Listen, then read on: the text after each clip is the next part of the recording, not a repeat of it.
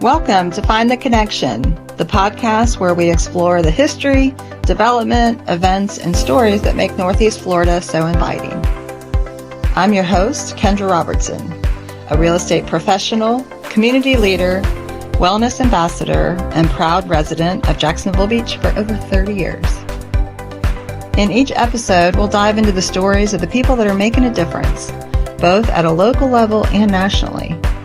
We'll share an inside look at real estate with tips for maintaining work-life balance, from winning your mornings to winning your day, all while staying connected with our vibrant local community.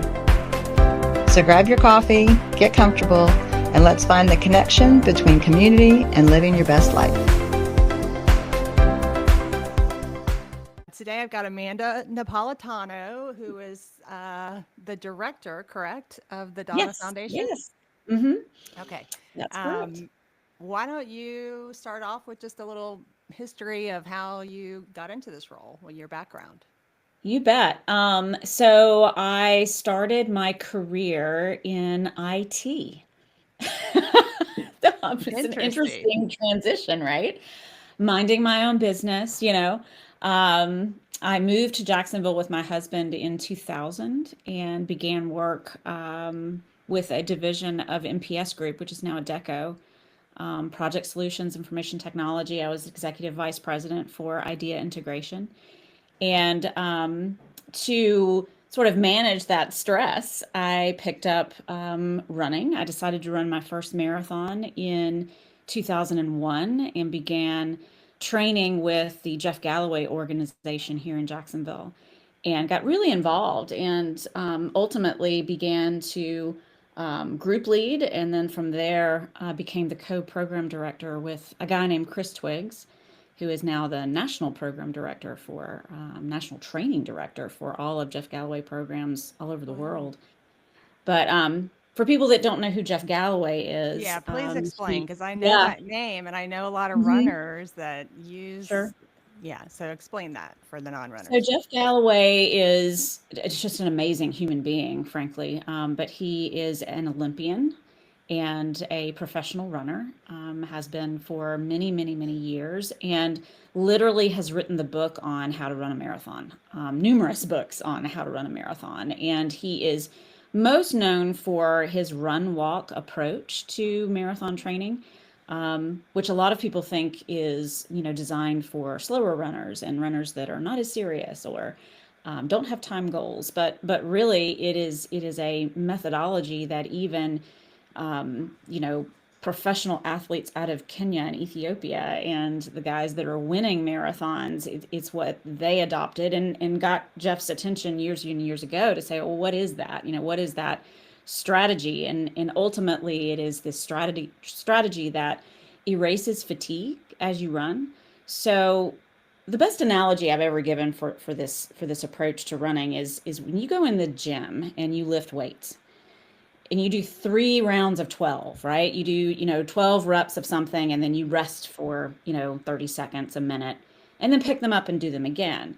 You couldn't do all of the reps all at once. Your muscles would literally fatigue to the point of not being able to lift anything. Right. But if you just rest for 30 seconds, those muscles, get their strength back, and you can continue to do the exercise. So it's really that philosophy on your legs. If you give yourself 30 seconds of rest in between the running, you're transitioning from the muscles that you use for running to the muscles that you use for walking, and it erases that fatigue and it makes you stronger. So you can go stronger longer. Wow. So anyway, back to sort of the point of it all. Yeah. I really fell madly in love with the marathon. From the moment I crossed the finish line of my first race, the Marine Corps Marathon in 2001, the distance just captured my heart. I just loved every minute of it. And at the same time, this person named Donna Deegan was dealing with her second diagnosis of breast cancer and had decided to launch the Donna Foundation. And Chris Twiggs and I heard her speak. She is a runner. She was selling T-shirts at the River Run and other races locally, Run with Donna. And Chris had this amazing idea, what if we partnered with her and trained some people to run the Jacksonville Marathon and raise money for this foundation she's trying to launch.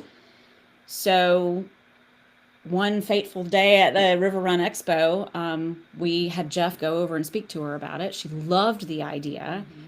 We started this program within our training program. I mean, this was just my weekend warrior thing, Kendra. I was just loved doing it, right? And we decided we would launch this program. Seems like we had somewhere between 80 and 100 people that registered that first year, and we raised nearly $100,000 for Donna's new foundation. So we all looked at each other and said, this is something. And then, of course, Donna thought, well, why are we training people to run another marathon? I wonder if there is a national marathon for breast cancer. We wanted to raise more money for the Donna Foundation, which we can go into that in a little bit in terms of what we do. Dr. Edith Perez, who was running with us as well, Donna's oncologist at Mayo Clinic, really wanted to invest in some research that hadn't been done before in genomics. Genomics we know a lot about now, but back then, this was 20 some years ago, we didn't know a lot. And so we started researching, is there a traditional marathon, 26.2 miles for breast cancer? And there wasn't. So we thought, well, why don't we bring that to Jacksonville? Why don't we host here in our beautiful city the only national marathon for breast cancer? And we began to plan for that event, and we had Donna, who was at the time anchoring the news, so we had a lot of megaphone to the local community. We had Dr. Edith Perez, who was a leading researcher, rock star still is, at Mayo Clinic. So we had Mayo Clinic involved in supportive of the idea, and we were going to raise some money for research as well. And then Jeff Galloway, who everyone that runs marathons all over the world knows. Right. So with this trifecta, great combination, yeah. Right? We launched in 2008, the inaugural 26.2 with Donna, the national marathon to finish breast cancer. And it was all I wanted to do, Kendra. I mean, it was my kind of volunteer thing that just was all consuming of my mind and my heart and my passion. That's just really what I wanted to do. So I said to Donna many, many training runs ago, I said, when we get this thing going, this is what I want to do. Like, I want to be, the director of all of this. And so that's ultimately what we did. And I joined staff as the director in 2011 and been doing it ever since.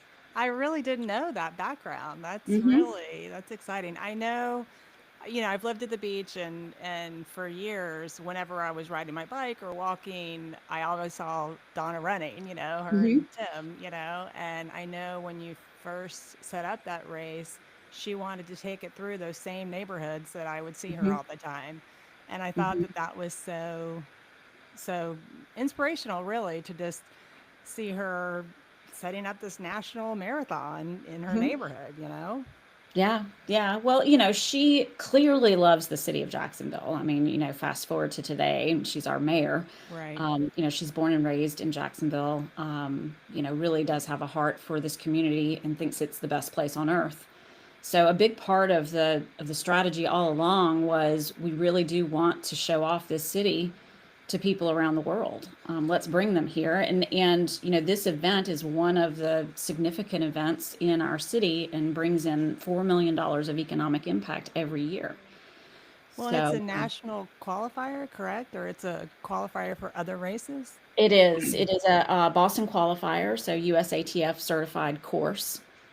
So athletes are able to qualify for other races, using our marathon. Yes. Mm-hmm. What year was it? Because in the beginning, a portion of the course was on the beach, but I think when you added wheelchairs, that got taken off. Is that correct? Yeah, there was a number of factors with our beach portion of the event. I mean, runners out at the beach love to run on the beach, right? When the tide is low and the sand is packed, it's just a really beautiful space to run on. But the timing has to be exactly right. So when we had that mile on the beach, which we really designed as a reflection point, because when you see that ocean and it's quiet and you're off the road, it really is a moment that many of us find a lot of, mindfulness with the ocean. But it really became a logistical complication We had to change the date every year. We had to adjust the time of the event. And so when we got a few years into the event, we brought in the team that is responsible for races like the Boston Marathon and Falmouth, Dave McGilvery and his team. We brought them in just to look at what we were doing and give us some advice on, are we doing things, what are we doing right? What are we doing wrong? Just kind of get another opinion. And one of the first things he said to me was, you need to try to get this event on the same day every year. He said, over time, you're going to find that your sponsors need that to be consistent. Your runners need that to be consistent.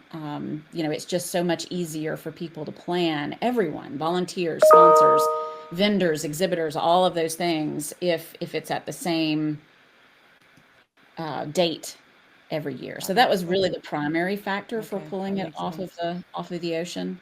And then, as the temperatures began to rise, also the idea of trying to start the event at 8:30 because the tide needed to be full low, was also a factor. So it was a combination of just being consistent with the date and making sure we were being mindful of the safety of the athletes. Well, and you've changed the course several times over the years. I mean, it was over JTB for a long time going to Mayo. Why Well, the change? obviously, yeah, obviously Mayo has been a partner from the beginning. The Donna Foundation has granted Mayo $3.3 million over the years for research. Wow. As a result of the race and proceeds and fundraising. So we loved having, a presence on campus. But, in the early days, in 2008, when we started this, there was no hospital at Mayo Clinic. It was all research, and all of the work that they did was Monday through Friday. So we didn't have anything happening on the weekend on campus. And if you look at campus today, oh my goodness, right? You've got a full hospital, which means you have other facilities back in there in terms of, Hope Lodge and hospice care. I mean, there's so much going on that we began to look at ourselves and say, okay, we want to serve families living with breast cancer, right? We don't want to be in the way of patients trying to get care. And that's what it began to feel like as Mayo grew. So together we sat down and decided, that it was probably best as both of us were growing, to find another host. And so we were already working with the PGA Tour and the Players Championship with our Players 5K with Donna that we do every year, which, by the way, we'll do that event on Saturday, October the 11th this year, and run the back 9 of the stadium course at TPC. So they have this beautiful parking out there. So we thought, well, why don't we start everyone out there, and finish at Mayo for less of an impact all day. That's what we started with. So that was one of my favorite courses over the years. And but ultimately the PGA Tour began to grow, and they built a massive, home base out there. And so we had to go looking for another home. And the city of Jacksonville Beach has been so great in welcoming us into the Seawalk Pavilion in Latham Plaza. And we really landed in a course for the marathon that has always been what I thought would be the best for athletes. Because our beaches community is so amazing, right? I mean, they come out, as you know, in full force. They're in their driveways. They decorate, all of their neighborhoods and everything else. And when we were starting and finishing out at Mayo, really only the marathoners were getting to experience that, because the half marathoners had to turn before they even got into Neptune Beach and Atlantic Beach. And so they never got to experience that wild that's our AB friends. Hello. Yeah. I've never done it. I've never walked or ran it. But I have so many friends that, the cheer crew, like the Beaches Town Center is a great place to do the curb crew kind of thing. But I've had so many people say when they get to Atlantic Beach, just how Mhm. motivating it is and how Mhm. uplifting it is to keep them going. Mhm. 'Cause you're right. I mean, people are just out in force, cheering everybody on, you know? I mean, so much so that one of the notes we took after this year's marathon was we need to start better designating the official water stops with some sort of water flag or some kind of, because people don't know. Is this the water station? Oh, no, no, no. Those are mimosas. Yeah. I did have a friend that said they set up like some kind of beverage station, and there were a few people that just stopped running and said, "Hey, I'm going to hang out here." Yeah, just, oh, this is fun. So fun. Um, so yeah, now that we have a start and finish out of Seawalk Pavilion, Latham Plaza, and can roll the athletes through Jacksonville Beach, Neptune Beach, Atlantic Beach, um, I really do think that that's our home, our forever home. Right. I don't see us doing any sort of maneuvers, and it really has been great logistically. Finally smoothing out all of the kinks. Well, and Latham Plaza, Seawalk Pavilion, it caters to that event Mhm. space. It really Yes. does. It really does. We're very fortunate, to have that space, so that we can facilitate festivals like our event, like Hmm. Surfer Girl Pro. I mean, Swinging in the Blues. I mean, there's just so many amazing events that can happen in that space because you're right. It's that's what it's built for. That's what it's Right. designed for. Hmm. Right. Um, yeah, it is really neat to see the exposure that it gives Jacksonville. Hmm. Like you said, what were your figures on how much money it brings in? Over $4 million this year in economic impact. Yeah, the measurements from Visit Jacksonville was like 16,000 people that ultimately came in for the event, because for every athlete that comes, they're bringing two people with them. Right. I know so many people that they come and race in February, and then they bring their family back in the summer and vacation here. So yeah, we're proud to be one of those events that shows off our city. So, as director, I know there's a big running community. I think last week you were over in London or something. Where were you last week? Yeah, I ran the London Marathon, I guess 2 Sundays ago. Yeah, Okay. yeah, So, is it a lot of outreach within the running community? Your involvement level in highlighting your race? yeah. I mean, certainly, right? Marathoners are our target audience, so we do a good bit of, gosh, back in the day before social media, we had booth space in all of the marathon majors. We would go and set up in New York City Marathon. We would go and set up at the Boston Marathon and others to promote what we were doing. Those events, now you look at how you can reach people digitally, and it's a much more efficient way of doing it. um, the outreach now, that I'm seeing, that I'm most excited about in the running community, are our run clubs.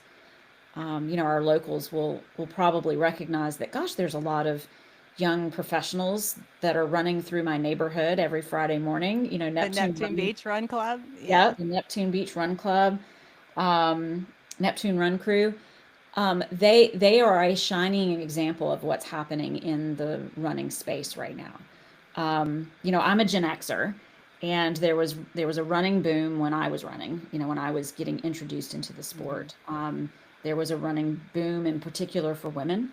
Women were picking up the sport of running in droves, and I've been watching our own demographics match up with that, where you have your sort of Gen X piece of the pie that just keep kind of aging around the circle, and the younger groups just not showing up, frankly. And we would sit around a boardroom, right, of our race committee, and ask ourselves, where is the next generation of runners, to see not just our event but the industry thrive.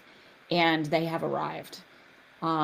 over the last 2 or 3 years, I have seen that, 25 to 30, that sort of young professional age group grow 10% year over year. I mean, just get bigger and bigger and bigger. And I do think that these young professionals enjoy a social life that is healthy. That's a great way to meet friends, a great way to date. I've heard running clubs being positioned as the new dating app, right? I love that. That's Right. amazing. What is it like sharing the Strava stats and that kind of Yes, thing? all of it. I welcome it. And we have running clubs popping up everywhere. I mean, Runners Elite and Jacksonville Run Club. And First Place Sports has an amazing run club. And it really is moving the needle on who we see out at all of our events.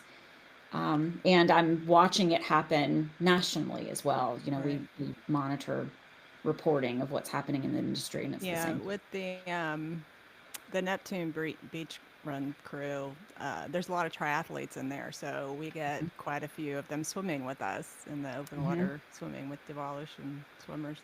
So And they're I've so gotten to know beautiful. some of them too, you know. They're beautiful. I mean, I joke with the leaders of that group. I said, do you have like an assessment for people to get in that you have to be just absolutely stunning? And a few, you have to have a few tattoos, you know. Um, but yeah, we see them all the time. The women that I train with, and Hmm. of course we're all over 50, and so we're joking that we're going to start our own club. It's going to be the Old Lady Run Club, OLRC. Just show up. Yep. Oh, that's funny. Yeah, I mean, I hit 60 this year, and I'm like, this is going to be my best decade yet. You know, That's right. I feel good. Yeah. So I know the marathon is a Mm, big fundraiser, but mm, what all does that foundation do? I know sure. it's for Yep. breast cancer, so tell Mhm. me what that supports. You bet. So, the marathon is a part of our Fearless series, and it's a great example of really what we're trying to do through the Donna Foundation. We know that by putting one foot in front of the other, it makes us healthier. So, the series is designed to welcome people into health. It's why we have running events and not galas to raise money, because we know that if we can get you out walking, and really that was the strategy behind the Pete's Bar Donna Crawl this year. People were like, you had a bar crawl? Well, not really.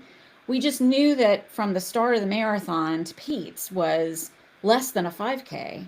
So people that don't call themselves runners, I could never do a road race event, thought, well, I could do a bar crawl. We get them out with everyone, show them that they can go from point A to point B and that it's a whole lot of fun, and get you moving your body and being healthy. So all of our Fearless series, we have 3 signature events a year. Donna Marathon Weekend, of course, we've talked a lot about today. Mother's Day, which we just finished this Saturday, the Mother's Day 5K, and then our event with the Players Championship and TPC Sawgrass in October. And all 3 of those events are a part of our survivorship education and awareness programming. So, breast health education weaved into all of those events. Of course, the awareness component of it and just bringing people out, celebrating survivorship, getting people healthy. So that's one thing that we do and why we Hmm. do run events. Um, all of the proceeds and raised funds support our other 2 programs. We already talked about research a little bit. We've contributed $3.3 million to research over the years, and we continue to be a resource for patients in connecting them to various trials that are happening, and continue to work closely with Mayo on various projects. And then, really, our flagship program is the Donna Care Line. This is the heart of why Donna launched the Donna Foundation back in 2003. And that is because when she was going through treatment and hearing from people in this community, what she began to hear is, I'm glad you're doing well. I'm glad you have the support that you need. I have breast cancer and I'm not able to go to all of my treatment appointments because If I do, I can't make rent. If I do, I can't pay for groceries this week. If I do, I'm not going to be able to pay my light bill, and they're going to turn the lights out on me. So, we began to really look at our community. And when you look at the statistics, even today, nearly half of the population of the city of Jacksonville is living at, a financial point where once you pay for your financial critical needs, there's nothing left. Right. That's way above a poverty line that you hear people talking about, right? United Way calls this the Alice line. It's a measurement of, okay, once you pay for housing, rent, mortgage, whatever that is, once you pay for groceries, once you pay for your car payment or transportation, getting from point A to point B and groceries, there's truly nothing left. And so when you pair that with a breast cancer diagnosis, it's just catastrophe. So no one should ever have to make those choices. Breast cancer, thankfully now, is a largely curable situation. In fact, a lot of leaders in the space are beginning to refer to many breast cancer types as chronic disease versus any sort of fatal disease. It is definitely something that we can cure. You can live with breast cancer, but not if you don't go to treatment. Right. Not if you ignore your symptoms because you're too scared to go and get that diagnosis because you can't afford it. So how do you find those patients? Are you partnering with more than one hospital or one physician? Yeah, I think largely it's been, it started in the community because of who Donna is and people knowing who we are. We have a telephone number that patients can call. We have an online intake, form that patients can go online and register with us. Our care line is made up of really two parts. We have a team of case managers that work with patients to connect them to sources of debt relief. Mm-hmm. So we could have a conference call with JEA, for example, and work with them to offset some of your utility bills. We could have a conference call with your landlord and try to get some months deferred or just some kind of payment plan that keeps you in your home. Food assistance, connecting to resources that way. A lot of work in insurance denials. Well, my insurance company denied this particular service. Well, let's get underneath that and figure it out. And many times it's just, well, that got coded wrong. Well, if you're in the middle of breast cancer treatment and you're getting all of these explanations, heck, it's confusing for me when I just go to the doctor. Hard. It's so weird. To be under the stress of just dealing with what you're dealing with. That sounds fabulous to have that relief or that support, Yeah. So, with our case management team, it's roughly for every dollar we invest in that team, we're finding $5 of debt relief for that patient. So every year we're securing about $500,000 in debt relief for patients. That is not us writing checks. It's just knowing who to call, knowing how to help that patient through the process. And then for those critical bills that need to be paid right now, we also have a grant program underneath our case management services. We call it our financial aid fund. And we grant patients small grants to help pay their bills until the money runs out. We are truly, a wonderful, incredible organization with a big, wonderful squirt gun on a raging inferno. It is, in as much as we can raise the money, we, put that back into the care line to help more and more patients. We serve about 1,000 patients nationwide every year. So it's not just local patients. You're working with nationwide? Yes. We started out locally on we called it the First Coast. It's whoever could hear Donna on First Coast News at the time were the patients that we could serve. Mm-hmm. And then we realized that over the years, we realized that our megaphone was much louder with the marathon. We had people raising money in Dallas, Texas, and in, Oklahoma and in California. And we thought, okay, if people are out there supporting the Donna Foundation and we're not able to help, the patients in their community, then that doesn't seem right. So that's really when we began to look at case management as a way to serve patients in a scalable way.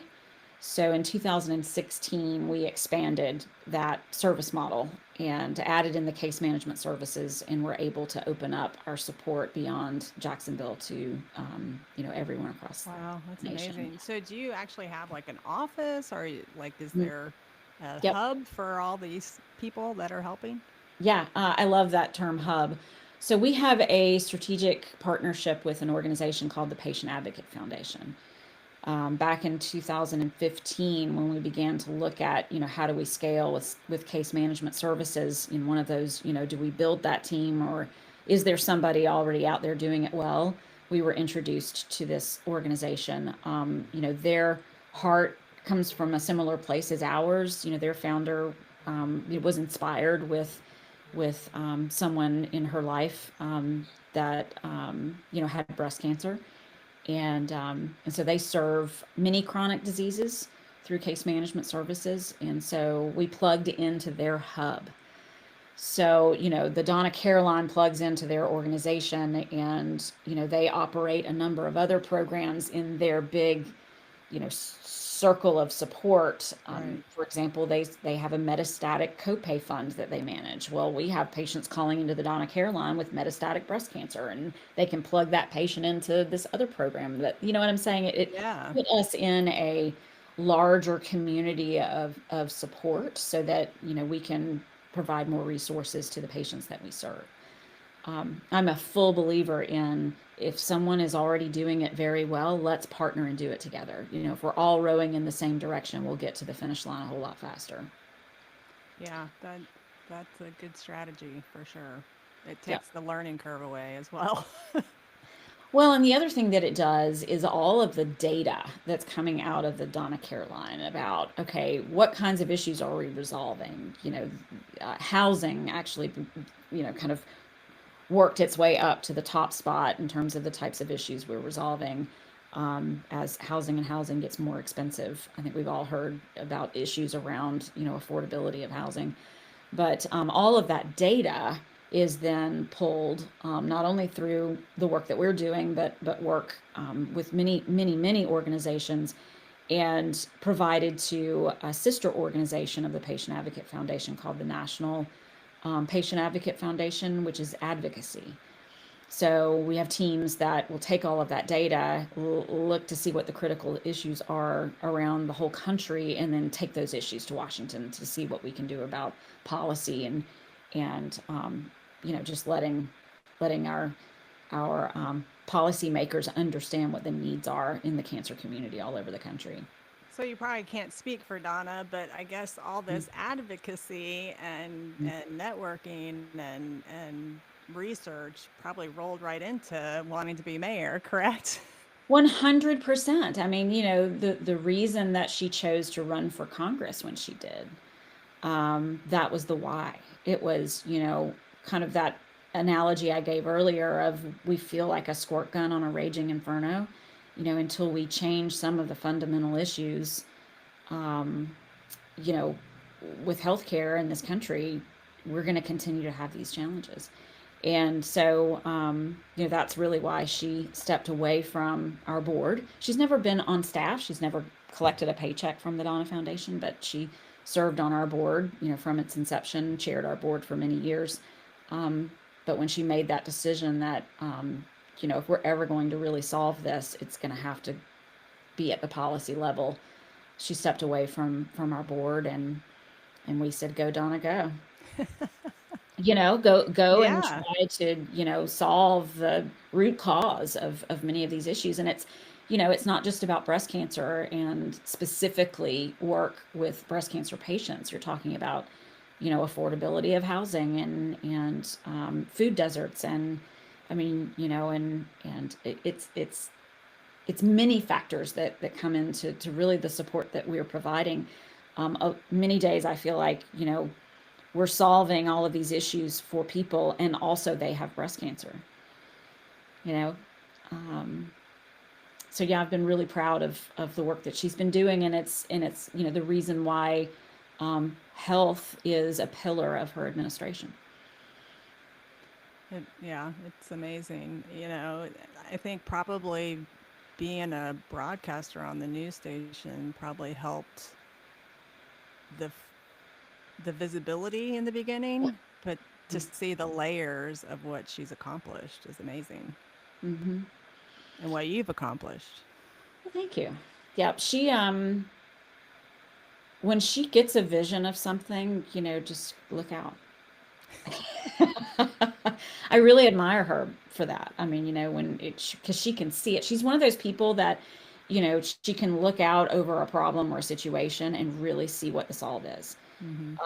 and chase after it like no one I've ever seen. It is inspiring. I mean, even you mentioned the Pete's. What was it? Pete's Bar Donna Crawl. Yeah. So that was the first year they've done it. Mm-hmm. Pete's. The new owners have been very community minded. They are actually Mm-hmm. partnering with us for Dance in the Streets in a big way this year. Mm-hmm. They've given us the Beaches Town Center agency, the nonprofit that I'm president of. They've given us money after the Pete's Giving, as a donation. So it it's it's inspiring how you're connecting all those people. Mm-hmm. Yeah, we have. I mean, we have an amazing community. I really do love this city. Um, there's so many people that are willing to raise their hand and say, "How can I help?" And yes, you're right. The team at Pete's Bar and their ownership have been extraordinarily generous with having their staff go home for what 2 hours and have to turn around and come back and open up for runners at 7 in the morning. So yes, they definitely have a heart for the community and for important initiatives. Yeah.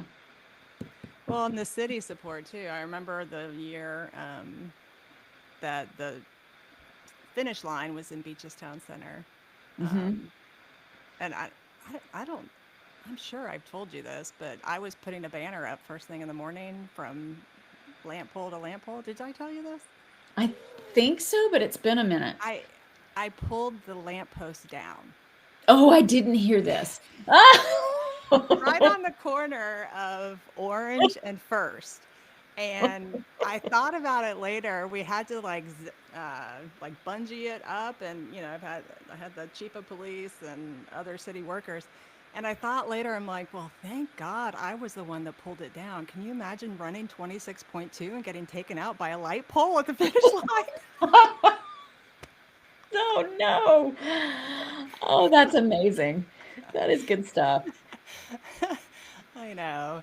Uh, yeah, luckily nobody was injured. And the lampposts are a project that we've been working on with the cities ever since. So, I love, the when the banners go up in the Beaches Town Center, it always gets me excited. And when yes, they go down, I'm always kind of sad. I'm like, oh, yes, it's very festive. Well, is there anything we haven't talked about that you want to say that people should know? I don't think so. Other than, you know, this lady right here, this Kendra person right here, if she can make stuff happen. I've called you many times to say, okay, I need your help. And it's, you know, this, like I said before, this community is such a great example of neighbors leaning on neighbors and really wanting to do what's best for their neighbors. And I think that's a really beautiful thing, especially right now when things are so polarized. And I think that's really just, it's almost like that's not really happening. When you pull back the layers of all of this noise, what you really find are a lot of truly, genuinely beautiful people doing beautiful things in this world. You just have to open your eyes and see it. Well, thank you for being one of those genuinely beautiful people making a difference in our community. Right back at you. Well, thank you so much for joining me today. I really appreciate you taking the time. My pleasure. Thank you for having me. Thanks for listening to Find the Connection. I hope today's episode gave you some helpful insights and inspired you to get involved in your community. If you enjoyed the show, please subscribe and leave a review. It helps others find us. And if you're interested in making a move or learning more about Northeast Florida, reach out to me anytime. Let's keep finding the connection together. Until next time, stay connected and keep thriving.